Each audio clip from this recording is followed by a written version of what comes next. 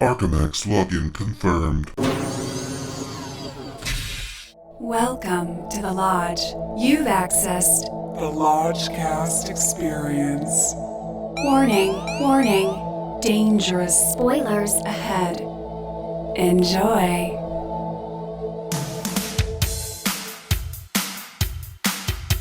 The Lodgecast is a little podcast where we watch weird movies so you don't have to. The Lodgecast, baby. Lodgecast, gonna smoke grass. Lodgecast, missing movie pass. Lodgecast, We're gonna watch some crap. Lodgecast. And then the Lodge Master chats. With Lucas and Bishki. Episode 142, A Moonage Daydream. Hello and welcome to the Lodgecast. I'm your Lodge Master. We are putting out fire with gasoline tonight with Brother Bishki. I am a DJ. I am what I play. We got Brother Lucas in the back.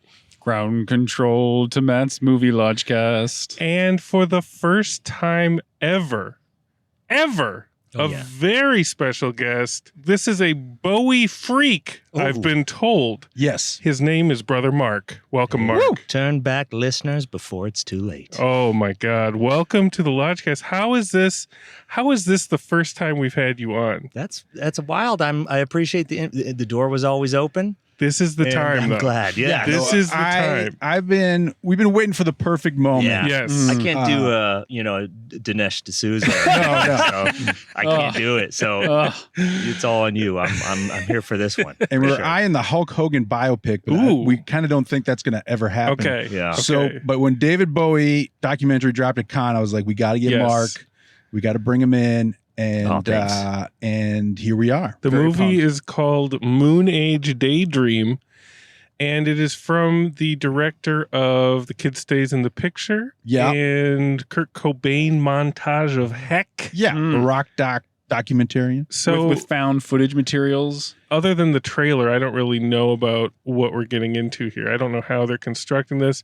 Brother Mark, have you been following I this? have no idea. I haven't even seen the good. trailer. Good. Oh, Going in blind. Okay. Going in deaf You're and the blind. control subject. So instead of speculating on what we're about to see, let's take a little trip back, shall we? All the way Let's go all the way back. to the womb. Bowie origins.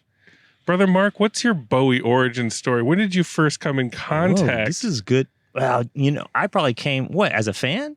Yes. Or as when a I fan met or him? just, No, I don't. just with As you? a cognizant Probably. entity. Yeah, probably through the weird, the Trent Reznor and the kind of the 90s weird. Really? Yeah, coming into it. Well, here's classic rock, that I was into, I guess. But then But really, you weren't toddling around to Let's Dance?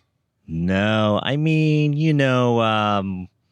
some of those old songs like Suffragette City, would just be on classic rock radio. Sure. But But you Got- weren't like, who is that? no, I got totally into it through kind of weirdly 90s Bowie, but then got into, Changes One and, Sure. and stuff like that. And then Sure. that kind of opened the floodgates once you get the greatest hits. Right. There's always a time when you go back and you're like, oh shit, this is the base of what became. So yeah, you were into I'm Afraid of Americans and shit like that. Earthling. Earthling. Yeah, Outside. Earth Industrial. Outside's actually my favorite Bowie album. Outside, yes, of course. And I've talk to people and they're like, "Oh, his worst album? That's weird." And I'm like, pretty sure it's not Tonight. It didn't say Tonight. It said Outside.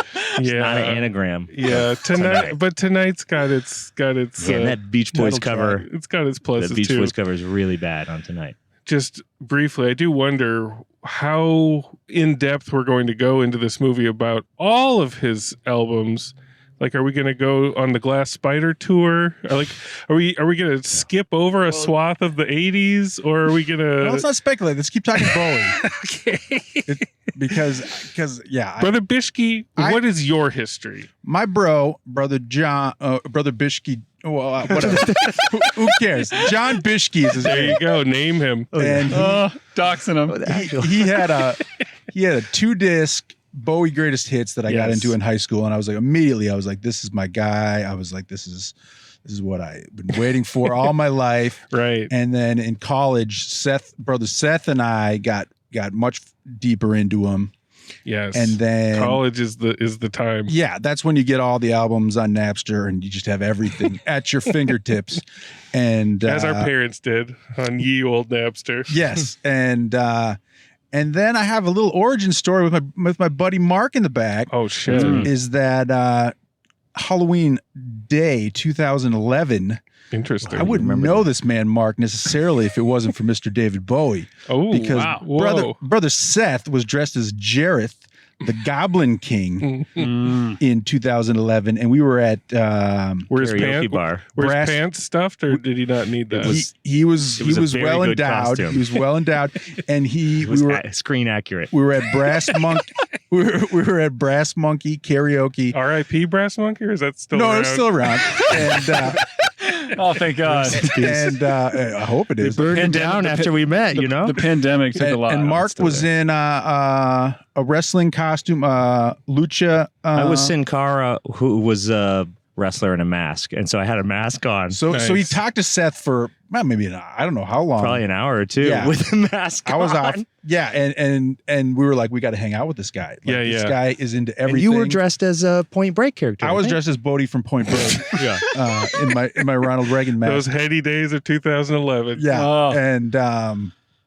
and so that's history. And it's been 11 years later, and here we are. That's great. Just Mark does to have see that the- effect on people. When I met Mark, I was like, holy shit. Yeah, Oh man, this guy. it's like we.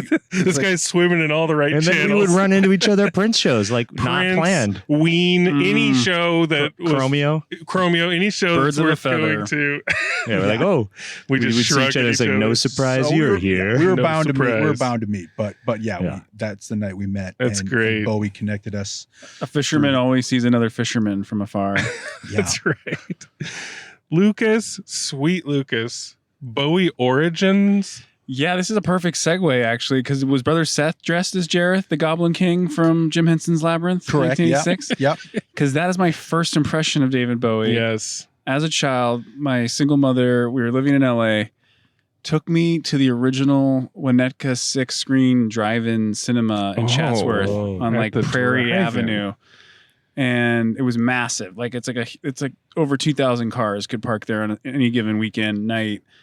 And we went to see Labyrinth, and it blew my mind. You were like doing like some magic dancing. seeing that for the Wow. first time at a drive-in, like with it coming through the speakers all tinny and probably not as great as like a regular cinema house. But at that age, you can fill in the blanks. You can fill in the bass. Yeah, You know, your imagination is so strong. it was pretty special. So I eventually knew that after that movie, he was a musician because one of my family friends who was like a teenager in high school who was older than me had like a David Bowie calendar in her bedroom Oh, where every month was like a different era of Bowie.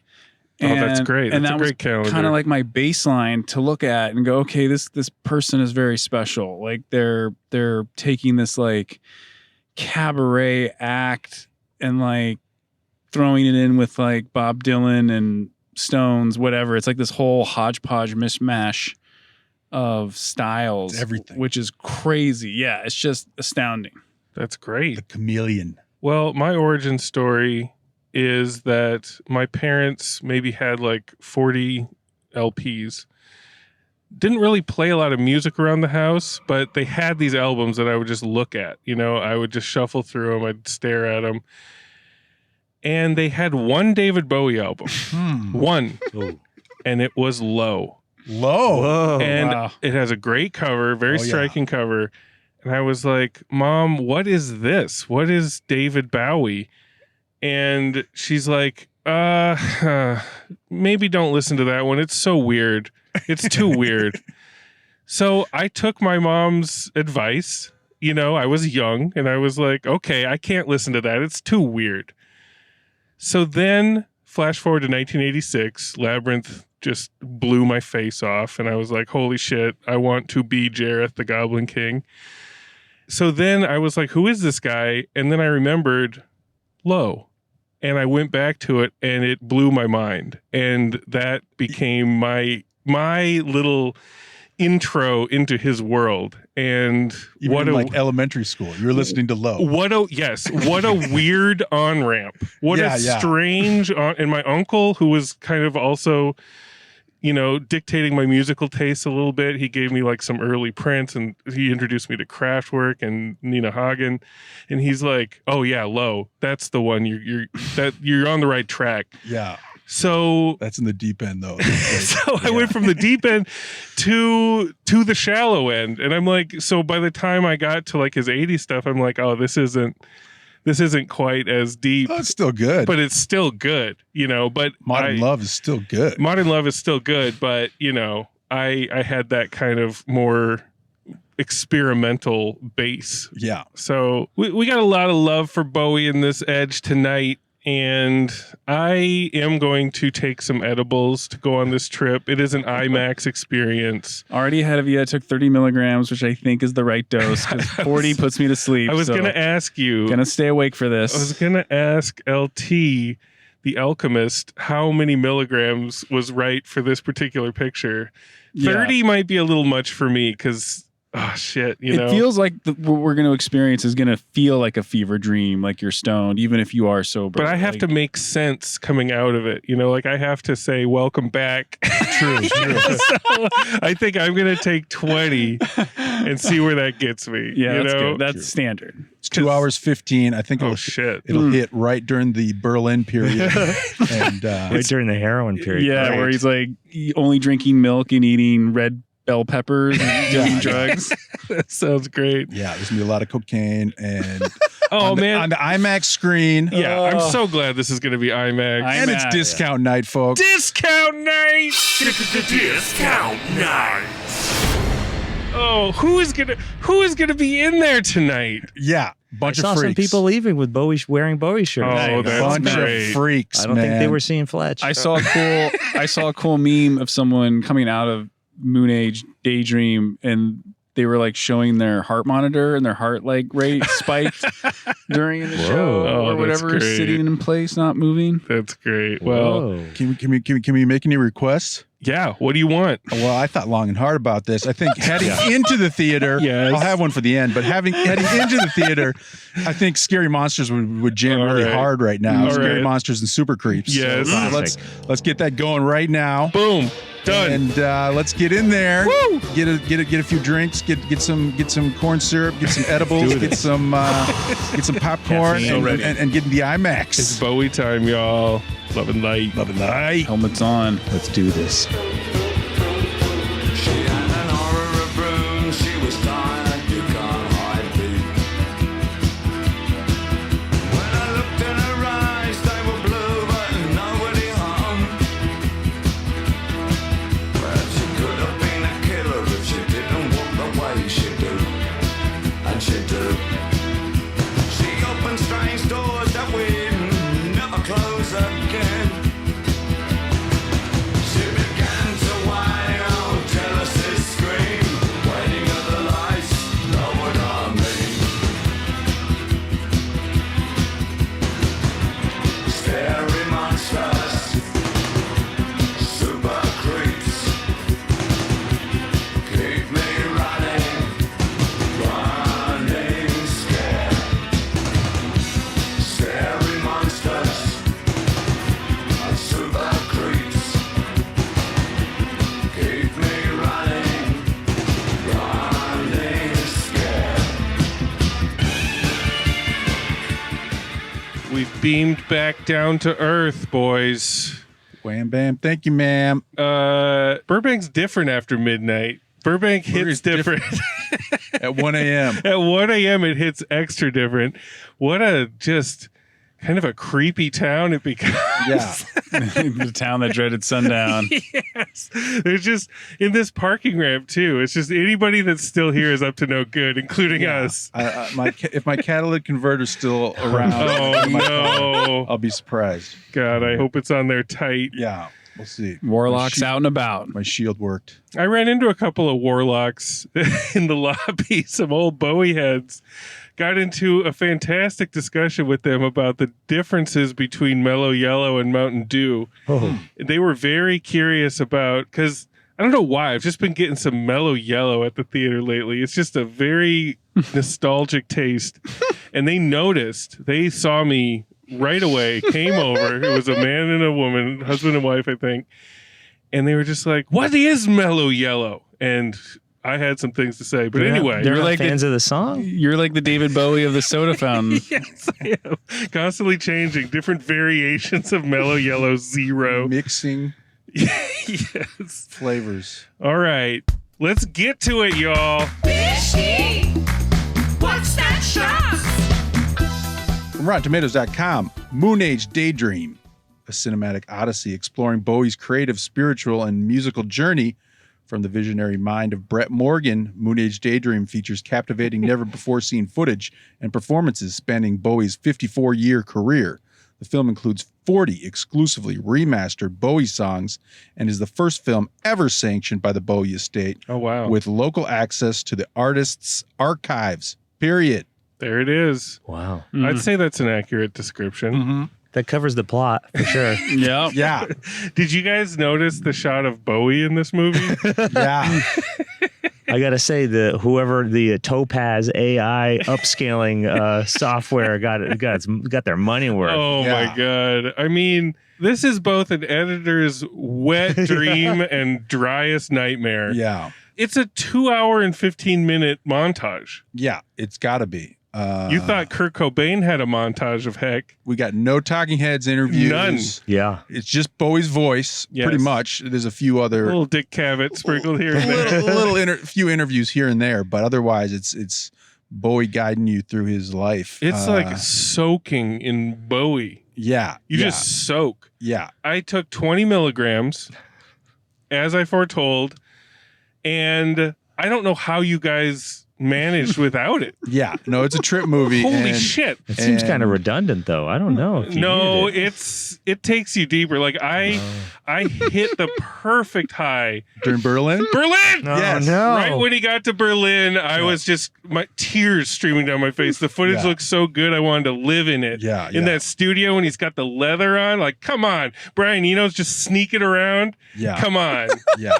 That was perfect. Yeah. So I want you guys to at least have experienced some sort of ping, some sort of heart rate ping like that. you no, know? no. The footage was absolutely gorgeous. From the opening, the sound was deafening. Like And the it really, sound it was really, sound was deafening. it crazy. really felt like I was Yeah. at a David Bowie concert, and I'd Yeah. never been to a David Bowie concert, and I could just it's like transcended the theater experience. Yeah, my ears would be ringing. Pretty good to see that bad D.A. Pennybaker footage from like the old movie that's like kind of grainy and it's like loud and in your face. And you're like, whoa, It's what is remastered. what is going on? And then he peeks in the side from the 90s like, hey, oh.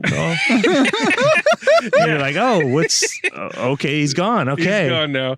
Now, that is probably our main focus tonight, is talking about how this is constructed. There's a sequential spine that's a curvy spine. If you know the spine. If you know the spine, If you don't know the spine, you are you're lost. If your eye spies the spine, If all you know is Rebel Rebel and Heroes and Let's Dance, Oh, my and you God. come to this movie thinking you're going to get a little jukebox musical, No. like, no. If you're a casual fan, there are count 'em, two shots of Jareth the Goblin King in Yeah, this film. yeah.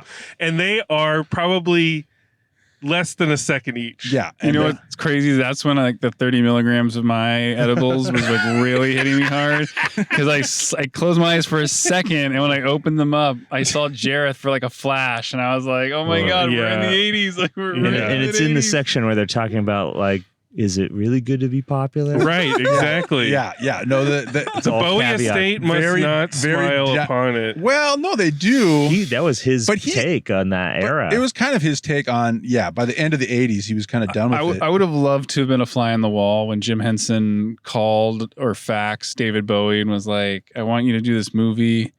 It's called Labyrinth. It's like Pride and Prejudice meets The Wizard of Oz, where you get to play both Mr. Darcy and the wizard with like a splash of vampire trying to seduce a child by kidnapping her younger baby brother. And he's like, all right, I'll do it. Did you ask Jagger first? Right. No? Okay, I'm in. That was his only question. And no dancing in the streets at all. At all. At all. No. They showed his cut is too a deep. shot of his Pepsi commercial with Tina Turner. Yeah. Oh, sarcastically. They showed it sarcastically. Sarcastic Pepsi. Yeah. I thought they were going to just ease right into dancing in the street. We get a nice IMAX freeze frame on those two little bottoms shaking. Yeah.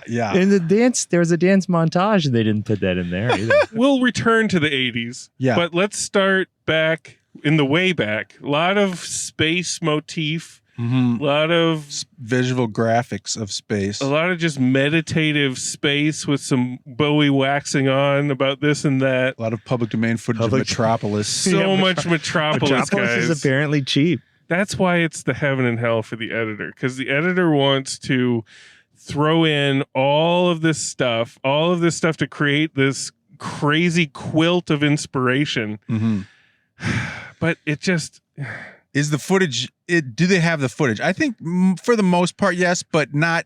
The problem is, like with most rock docs, as the person gets more famous, the footage gets better. It gets more and more and more and cooler and weirder. Like the 90s, they must have just incredible footage of Bowie, but we really fly through that era. But in the early goings of this film, you get a lot of that Buffalo Spiders from Mars gig. Yeah, the Penny Baker documentary. You're there for a while. If you're a casual Bowie fan, you're gone by then. You're like, what am I doing? What am I doing here? What is this?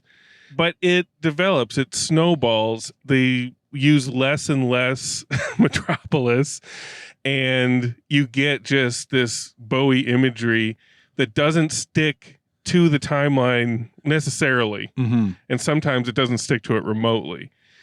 So what did you guys think about that? Like, were you craving something a little more linear? Or were you just like, this is the ride? Like, how could they fucking ever do something linear? Yeah, because I mean, the Velvet Underground documentary last year was like, this was even more accessible than this somehow. Like, right. It was like, did have interviews and some things, but this one was very experimental. But then I'm like, what do you want? Like, what would Bowie have wanted? And what would Bowie want? Yeah. Like, Bowie would probably masturbate to this shit. Yeah. I mean, it's just so much of his ideas and him talking, and he's fascinating in every interview. Yeah. So, like, you can't take your eyes off him at any point. Brother Mark, what were some of your... I mean, I think you guys nailed it. I mean, a talking head... Look, it's not a Talking Heads documentary. Hey, come on. No, but, hey... Wrong artist. But it wouldn't work. I mean, I'd be like, he did these things in the studio you wouldn't believe. Dave Grohl's talking about him for some reason. We did see Dave Grohl for half a second, too, drumming on Hello Space Boy from 1997 Madison Square Garden. But anyways... Yeah, what are you gonna say? Like, and I've seen, we're big Prince marks, and he loved to even show like Alicia Keys rave about himself before a concert, and you're watching a documentary of Talking Heads saying how great the artist is. We don't need that tonight. And so he's already explaining, just from his own VO, like, oh, I moved here and then I moved here and then I moved here is kind of the He's been interviewed enough that you can patch it together. Yeah, and I think that's perfect because you don't want to hear anyone else do VO on this. You don't. Except Iman.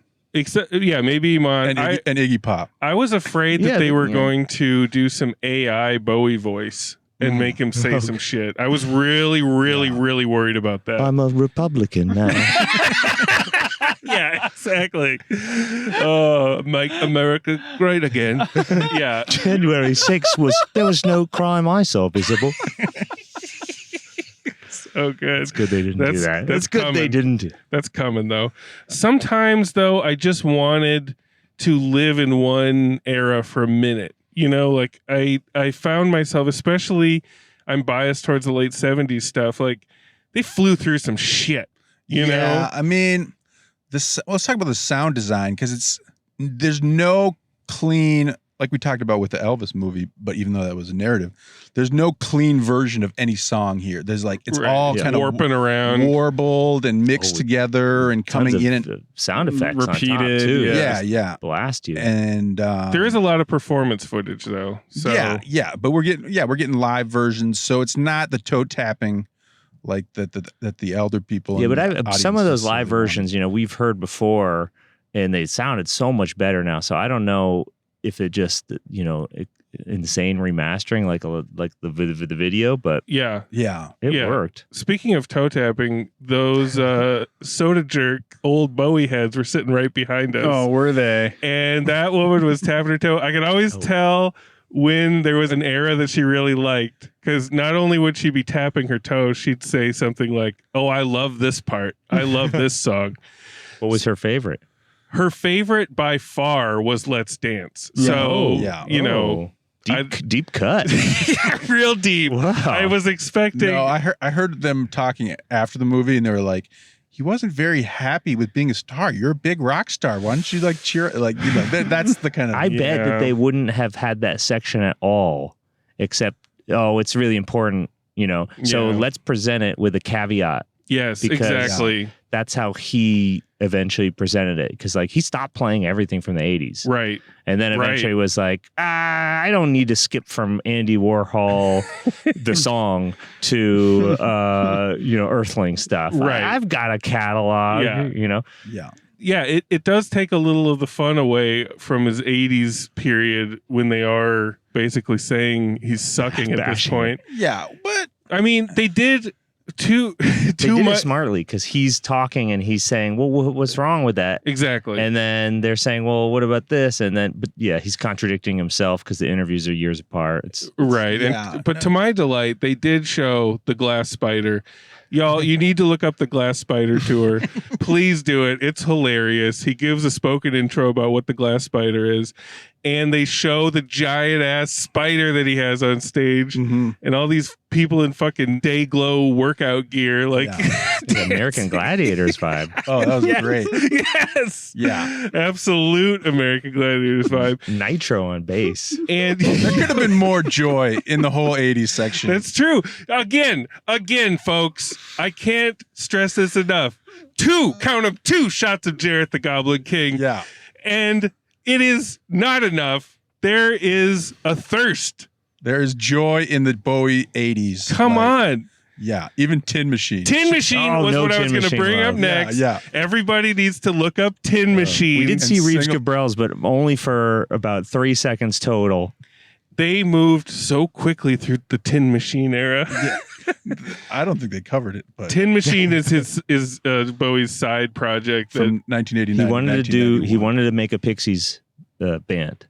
Yes, basically. And that's what he tried to do. Tin Machine I listened to in high school, and I was like, this is strange and not good. But it's just. And I've tried to listen to it with wiser ears, I guess. Yeah. It's still tough, y'all. It's rough. But it's fun. It's funny. Yeah. We spent so long in the 70s, and then we've torched through the 80s. 90s is just Iman.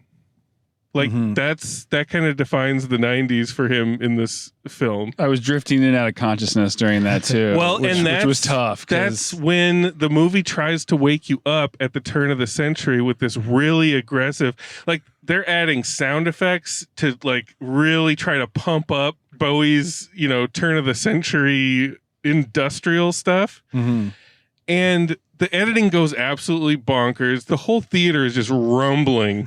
And I turn over, and I'm already saying this as I'm turning. I'm like, this part's called Wake Up, Lucas. I was awake. I heard that. I turned, but your eyes were closed. So I don't know how you're... They were slits. They were like half open, half masked. Ladies and gentlemen, it's the return of the sleepyhead. This kid, I don't know when you were awake, when you were asleep. You could sleep How could you sleep through this? It was 1 a.m. How could you be asleep? It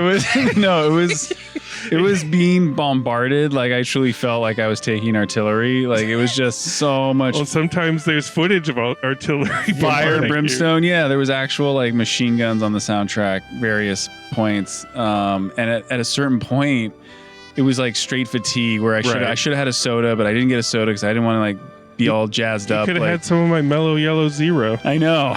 And so, yeah, like I want to say an hour and 45, hour 50, like right before the 2 hour mark, I started I was on the ropes, but then I rallied for the final 15 minutes. Yeah. I had no clue where we were. I couldn't tell. Time was getting really warped in it. I mean, he tells you at the beginning that time is not to be trusted. When he said turn of the century, I was really worried we were going to go into a heathen reality hours. Yeah. Oh, we didn't touch on any of that. None of it. Next day, Black Star, I assume there'd be a long Black Star section to be kind That's of what I thought. hey, to leave you bummed. Here's the bummer off ramp. But he knew, but you didn't know. But here's the thing. But I'm glad the album lives. I'm glad there wasn't, because I watched the Sparks documentary last year. Oh yeah, that's too thorough. And that That's goes the way into their 2000 stuff, and I'm just I don't Too need thorough. this. I don't need this. So The cool thing about this movie is that, again, because there's no talking heads, there's not even any on-screen chyrons to tell you where you are or what's going on. There's one or two quotes in the middle, and you're like, "Whoa, that took me out of it." But I had to read for a second. But you see Brian Eno, and there's no one utters his name. No. So, but what's cool about that also, the composer of the Windows 95 startup sound. Is that true? Yeah. Oh, that's great. He just got even That's cooler. from his discography. He just got even cooler in my book. But anyway, the cool thing about this movie's vagueness is that, mid 70s, he is cocaine. Oh, yes. It's unnerving. He is cocaine, and you can see it. His teeth are like corn, And- just yellow. When he gets to LA, it's just all this paranoid. It's a bad acid trip. It's crazy. It makes you never want to live in Los Angeles. That's the Cracked Actor documentary, which I need to watch again. He's slurping down 2% milk at the back of a limo. Well, and that it's not Soul Train, but it's some era interview that's notorious. Yes. Later he's like, "Oh no." Yeah. 5 years later he's like, "What? They aired that? It's that wasn't Why are we actually- driving in the desert? I better switch to heroin." Yes. No, he basically doesn't remember filming The Man Who Wasn't There. But- he was completely- That footage, they used that footage though from the movie a lot. The Man Who Fell to Earth, yeah. And man, it looked better than I've ever seen it. It looks great. Yeah. And it looked like a movie from yesterday. They leaned on Man Who Fell to Earth very hard. But my point is, he is cocaine, but they don't mention it. They just let you see that he is Hopped up on goofballs. hopped up on fucking Spaceballs. Yeah. And similarly, they don't talk about his death. There's just some sort of ritual going on, and there's a bunch of space shit flying at you, and then it's over. So it's you get that he died, obviously, and that, he's talking about wanting to be reincarnated. You can put your own pieces together. You don't need to hear a montage of David Bowie has contracted cancer. You don't need that. No, yeah. Whereas, I'm struggling with some of the vagaries. Some of them were delightful. I don't need him to say I was really strung out. Yeah. We don't. Or an Iggy Pop interview, and it was just we were just in we were in a different mind space. Yeah, no. Daring each other to do more. We didn't need any of that. So I liked that restraint a lot in a movie where there's no restraint. Yeah. It seems like anybody involved in the movie could be like, hey, can I just put this layer of video over this part? And they'd be like, absolutely, and triple it. No, it's produced, written, directed, edited by this Brett Morgen, and he was just we'll do whatever we want. Neon's releasing it. We don't have to make money. Iman is nice. She's gonna approve it. Iman liked what I did previously, so let's do this. I did see The Kid Stays in the Picture in the theater. That's the last hell time yeah. That's the last time I saw. Wow, epic. And so it was similar in that. Remember that movie? That was the first one I saw. They messed with the 2D photos to do this fake 3D thing, which is super common now, which was interesting. They did not do that in this at all. No, they didn't. Because I guess now that's old. It's old fashioned now. Yeah. Yeah. That means we're old. So it's interesting though. 20 years. When they're talking about his paintings and then they just show it with no effects, no even panning. Straight up. That's when it becomes like a college lecture. It's just flipping through slides. But that's art very history. smart where they're just look, we're not going to add crazy effects because we're talking about this specifically, this art. Not that art, so. That's true. It was, that was interestingly done, I thought. That was nice. All of the crowd footage. Like, there's some great faces out there. Some really crisp early 80s Bowie freak faces. Yeah. And the 70s Bowie freaks were great too. Like, yeah, they're just harder to see because the quality's a little dimmer. Yeah. But Beatlemania vibe. Yeah, right. If you want to see just like, I would love to see a supercut of just like interesting crowd, like not too wide, like pretty close. Like I want to really live with some of these people for a second. Like the Serious Moonlight in '83 tour, like incredible faces you see of people then, and their face just tells a whole story. Yeah, I love it. I love that shit. Anything else that stands out from the fucking visual sound bath? There was a ton of footage in as an Asian country, maybe where they shot Merry Christmas, Mr. Lawrence. Yeah. So that was maybe overused, I thought. Well, they repeated a bunch of the shots. Yeah. Like what are you doing? It's like you got so much footage of Bowie. Like, and so much. And you see him going down this fucking neon elevator. And like he goes down this escalator, like over and over. Escalator. And you're just kind of like, it's like the Blue Jean era or something. It's some footage from some sort of long form. Well, Let's Dance, he looked exactly like that too. Yeah. There was also a lot of footage from that movie where he's like in Vietnam or Cambodia. Yeah, that's Merry Christmas, Mr. Lawrence. Sorry. Yeah. And we get way more of the hunger than we do of Jareth. Yeah, you need to put Jareth in. I don't care. I don't care if Bowie dismissed Jareth or what not. You have to put Jareth in. You have to. Yeah. Release the Jareth cut. Yeah. All right, let's go with them Bowie bones. I can feel it in my bones. Brother Mark, you're familiar with the bone system? I'm fully aware. Yeah, I think so. I mean, I've heard the show. Okay. Oh, excellent. I mean, we're out of 5, right? We're out of 4. 4 is the tops, and 4. Bishki's never given it. And a woof is he's never given 4? I've never given 4. Well, no, technically never given 4. Technically, no. He gave it to Jaws when we saw Jaws in IMAX. But that's a reissue. That's not real. That's not real. That's not real bones. But you can go down to woof. Woof is no bones. Yes. Right. I've heard of many woofs before. So, Brother Bishki, why don't you kick it off? Oh, me kick it off. Okay. Yeah. I'm first to bone. You're first to bone, dude. First to bone. First to bone. Bowie in IMAX. Like, what's not to love, sort of. I mean... That's exactly right. Yeah, like it was just joyous seeing the footage. Yes, and seeing Bowie and hearing Bowie, and it was experimental and for Bowie fans. I don't think it's going to make any new Bowie fans. Probably not. Because it's too fractured. There's way too many hits that are just left out. Like there's so many great songs that could have been included. And so I guess that's kind of a criticism. One of our favorites, DJ, was heavily featured. Well, thankfully, yeah. DJ and Ashes to Ashes. So there was a lot of good music, but there were songs that I was craving that weren't in it. And then Down in the Underground. And yeah, there's a lot. No Buddha of Suburbia. No Buddha of Suburbia. I was like, what the hell? There actually might have been segue music using that, so I retract that. Retracted. No, like I am a big fan of David Bowie's 1967 psychedelic album, self-titled David Bowie. There was no tracks from that, no coverage of that. Yikes. No, but anyway, so I had a good time. I think it could have been a little more accessible and a little more joyous, especially in the 80s period, because everyone likes a different era of Bowie. That's like, right. and some people like all the eras.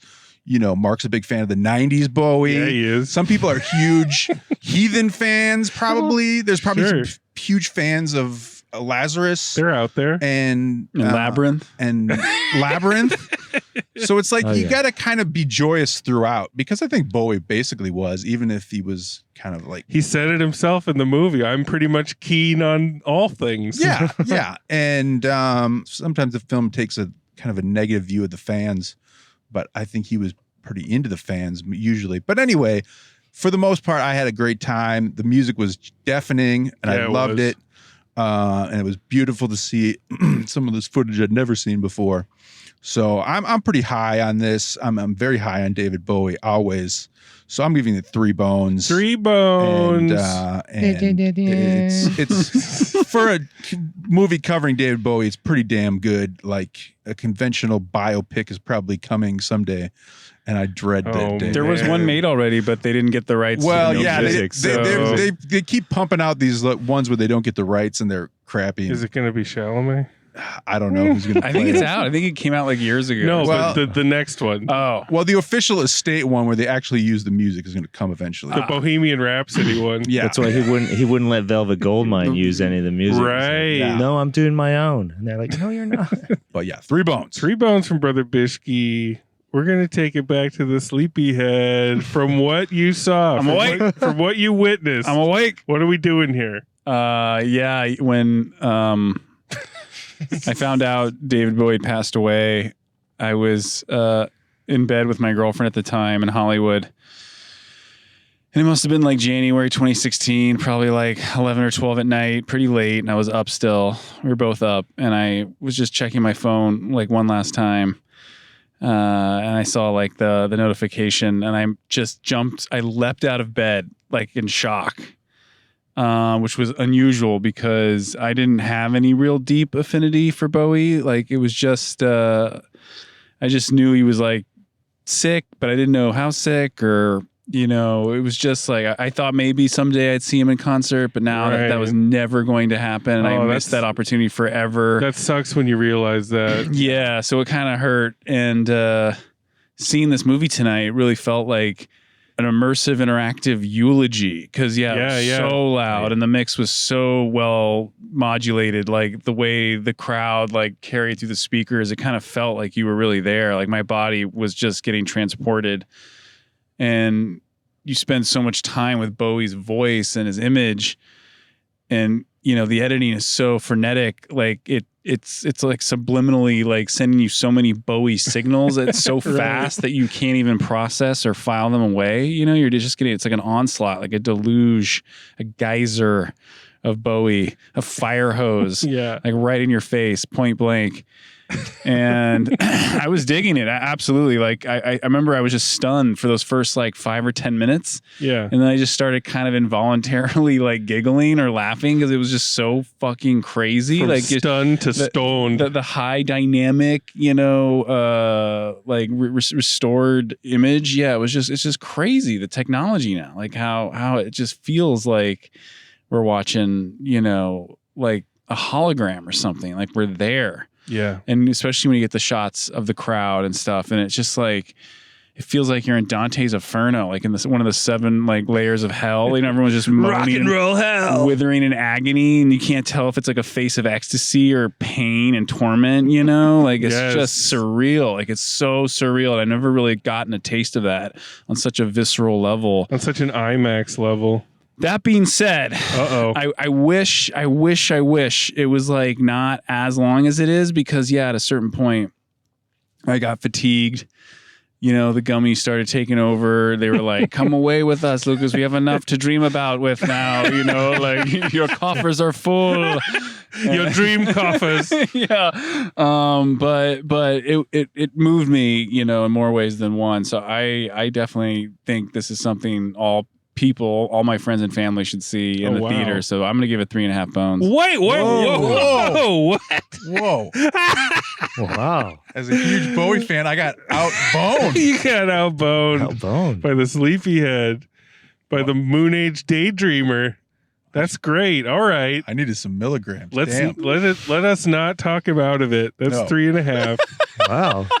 Whew. Oh, hi, Mark. What do you got? Do that. What do you got for us? I'm gonna go with 5. No, just kidding.